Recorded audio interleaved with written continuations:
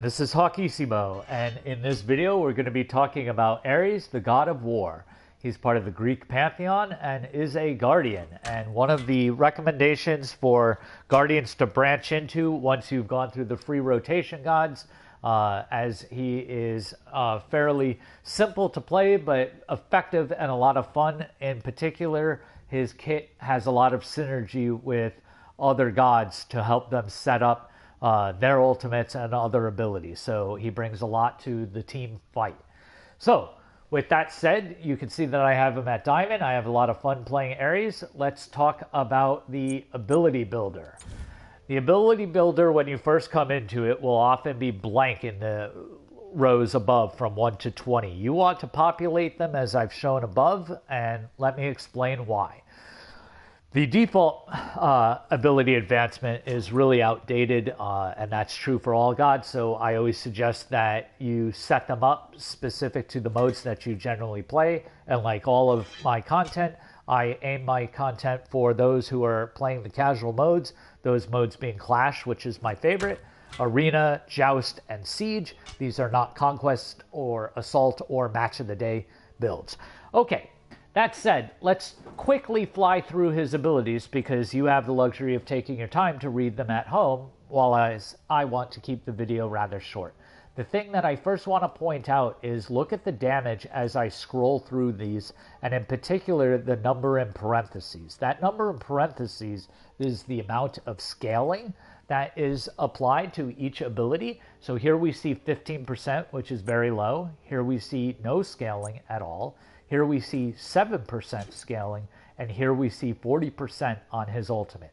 Those are horrible scalings, and for that reason, the build should never concentrate on power as the mission statement for the build. So forget any idea of building Book of Thoth or even looking at other items that are going to provide power and not utility. We're going to want utility when we put together this Guardian, more so than others.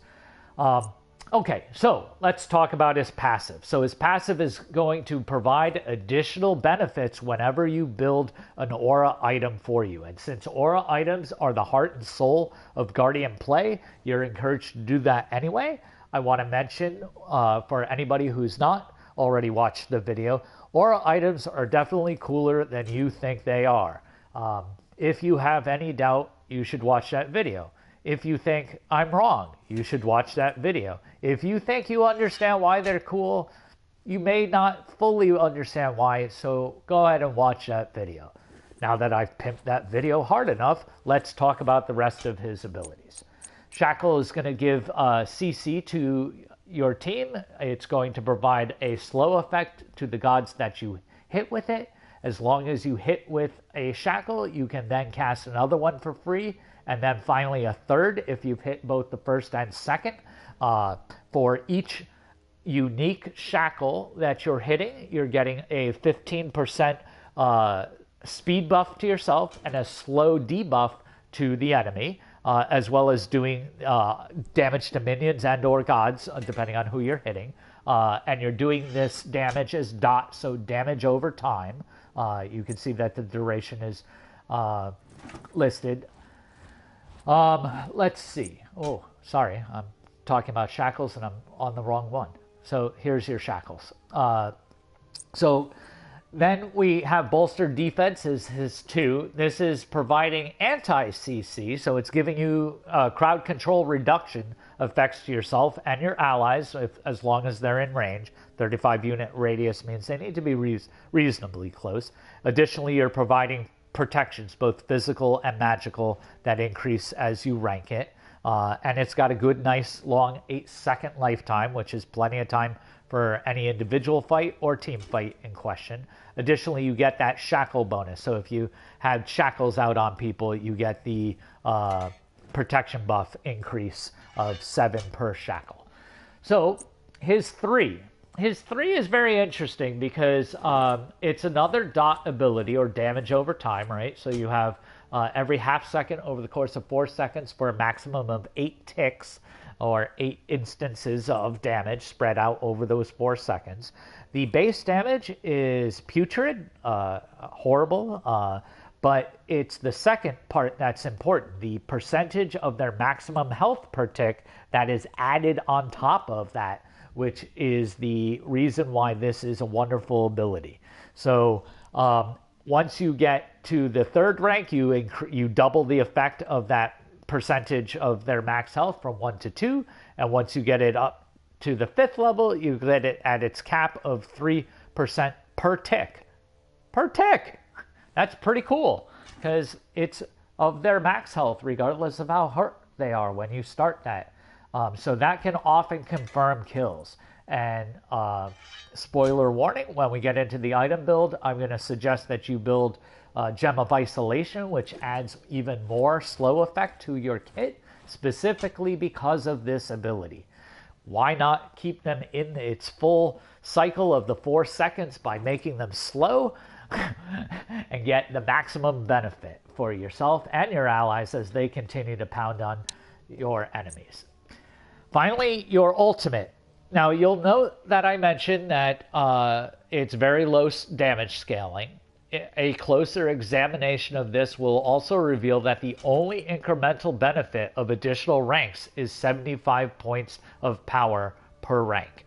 And for that reason, we do not advance it beyond the first rank until we have leveled all of our other abilities fully. In other words, you're going to take one at 5th and then ignore it till 17, 18, 19, and 20 as displayed above.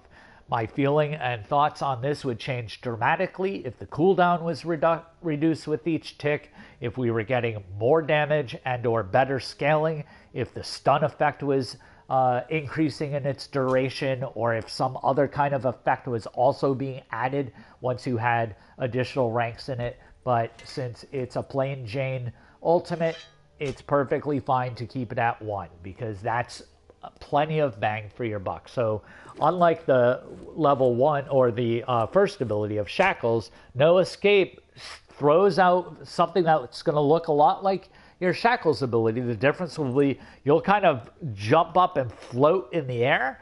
Your chains will fly out in all directions, hitting any enemy god within that area around you. And unless they use crowd control immunity, they are going to then get pulled in after 2.5 seconds, take the damage, and be stunned. That is the combination that works wonders with the rest of your team. Makes it easy for all kinds of things to take effect. You're going to find that all of a sudden Odin's dropped his cage and you're pulling him inside the cage area. You're going to find Hades popping his ult. Kuka's going to be able to line up his ultimate. You're going to find Mercury sprinting right through on his ultimate and hitting their whole CC'd pool of gods. So that's the power of Ares. And if you're facing an Ares, you best take Purification or suffer the consequences. Okay, into the item build. As always, I'm going to give you both an A build and a B build. The A build is the one that I list first, and it is the one that you can take advantage of while you're first learning the god. It's a little bit more selfish, meaning it's a little bit more solo queue build, whereas the B build is really around playing on headset with other folks and or finding that they're using their mics and or finding that they're playing very cohesively as a team. So without further ado, let's talk about the A build. I like to start with, for all Guardians, by the way, I like to start with Watcher's Gift because you get a lot of different utility here. You get the health buff, very important since you are an initiating god, meaning they're waiting for you to initiate on the enemy and then they follow up because you start CCing with all of your different effects.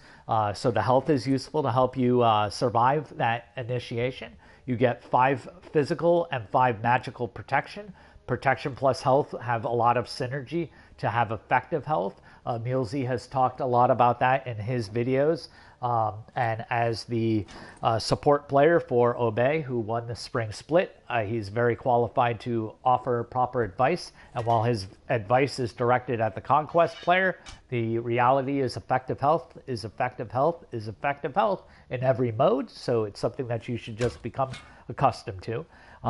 You also get a MP5 increase, which is how much mana you get back over the course of 5 seconds. So you're getting 1 extra mana per second back. So a nice little kicker. Finally, the real reason why people take Watcher's Gift when they're a Guardian is you often fall behind in level because your minion clear often is not as strong as the other classes.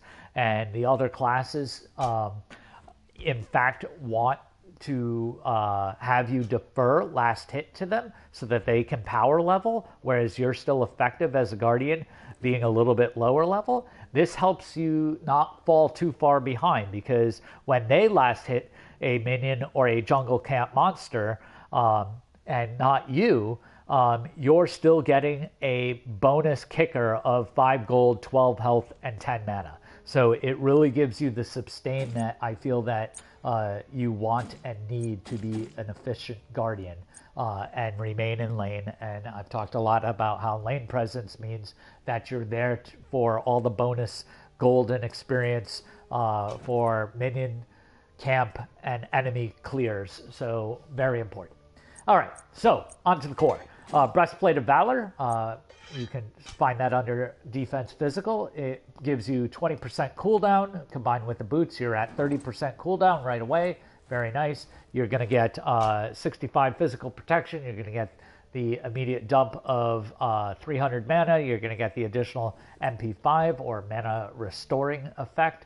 The next item provides, it's an aura item that gives you magical defense, gives you power, but also reduces the magical defense of enemies around you. So it's going to make you hit a little bit harder with your stuff, but it's also going to synergize very well with your passive and with all other magical folks on your team. So any other guardians or mages that are on your team, this is a great item.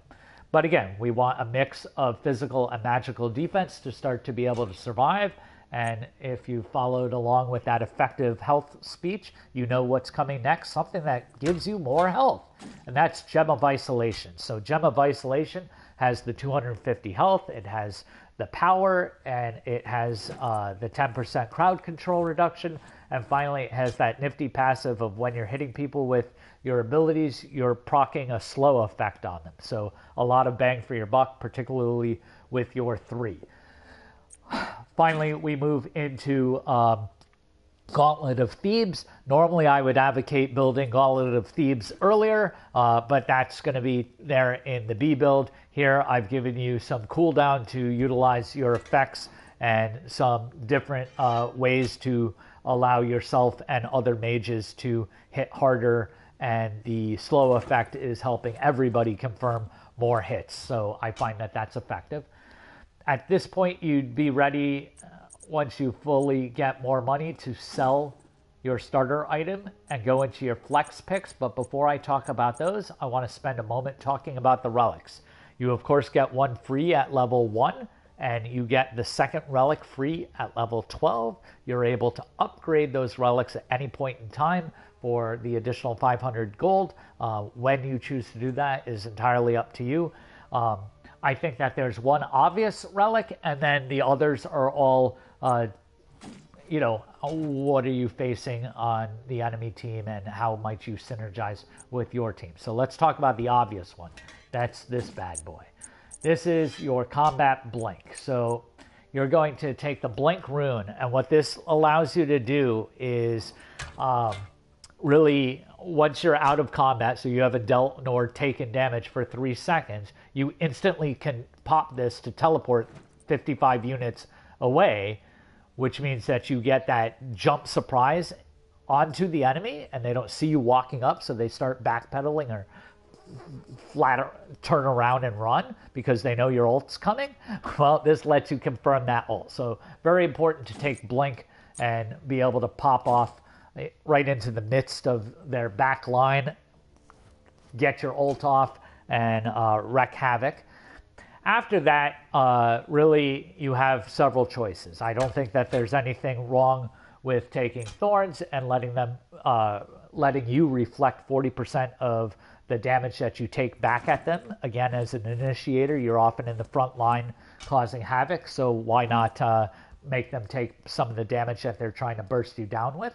You could take meditation for yourself and for your team to recover when you've gone ahead and initiated. If you want to take Heavenly Wings and be able to sprint on out, there's nothing wrong with that.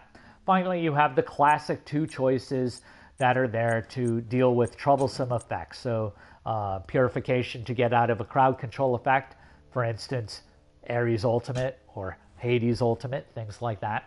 And Aegeus, or the old name Sanctuary, to make yourself immune to damage for 2 seconds. Just a reminder that taking this relic, and once you use it, the only thing that you can do at that point is move. You can't take a potion, you can't cast an ability, you can't auto attack. So you want to be careful when and how you use that. And it only lasts a short while, so your timing is important there. So any of those choices would be fine, but definitely blink. Okay, so on to the final item. You have a couple choices that are strong. I find that this item and this item are both aura items. Maybe I should have put them closer together. I have a separate video that talks again about why aura items are cool. I certainly suggest that you watch that. But this item is particularly useful because it adds more cooldown to you. It gives you 200 mana. It gives you 70 total power because you're going to get the base of the 40 plus the incremental stuff on the aura. Plus you're increasing the power and giving lifesteal to all of your allies. So a lot of synergy there. I think that that's a very strong choice. Excuse me for the cough. You would not take this since it's in the core, but it's there for the B build to remind you that that's still a solid choice. Pestilence remains one of the best overall magical defense items in the game. It also happens to be a strong, although not the strongest, counter healing item. It has 80 magical protection and 200 health, combining for a lot of effective health, and then also provides the debuff to healing, which includes lifesteal, potions, relics, and abilities. Finally, you can go ahead and look to any of the items that add a little bit of damage. The reason I like this one is because it also gives you more health to play with. So that lets you tank and initiate with more confidence. Obviously, another cloak would likewise provide the final 10% of cooldown to get to your maximum of 40. Okay, so with that said, let's jump right into the B build. So again, I think you're going to start with these two. We're not worrying about penetration because, again, the scaling is horrible and the flat-out damage numbers are not that substantial with this god. It's more about the crowd control that he brings to bear. The B build is what you will find as the classic Guardian build for Conquest in Season 4.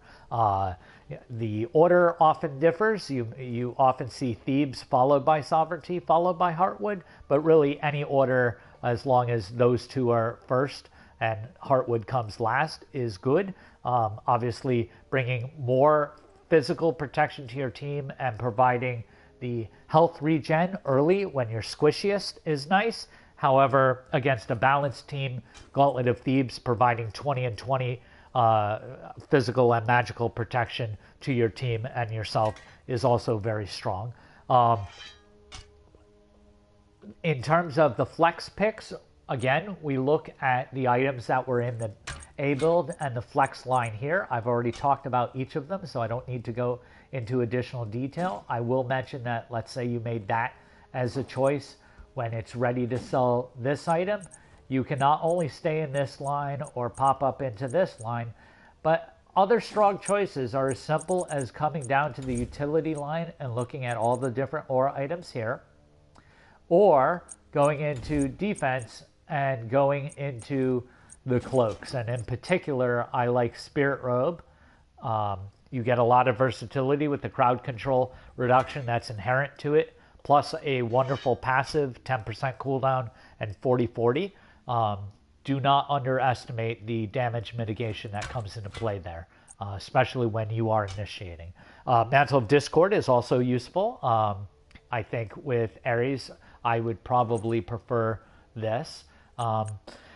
If you find that the enemy team has CC effects that hard crowd control effects that you wish to avoid, like an Ares on their team or a Hades on their team, for instance, why take purification when you can simply buy this item, add 15 physical and magical protection, 350 health. You already have other protections, and you have that wonderful passive that acts as an Aegeus, or I'm sorry, as a purification. Once every 70 seconds whenever you get hit by a hard crowd control effect or root. You'll know that that's available to you because you'll have a bubble around you, and once it's been procced or it's kicked in, the bubble will burst, but you will not get affected by whatever effect initiated that. In other words, if Hades poured it in on you and then popped his ultimate, you'd be able to walk right out. If Ares threw his ultimate up, it would look like the chains hit you, but the truth is you would not get pulled forward. So a very useful item and underappreciated because of the versatility and the fact that it can save you a relic spot to diversify what you bring to bear for the team. So I think any of those items end up as strong picks. I think Ares brings a lot to the team fight, particularly when you coordinate your god selections with particular gods. I think he works wonderful with an Odin on the team. I think he works wonderful with a Hades on the team.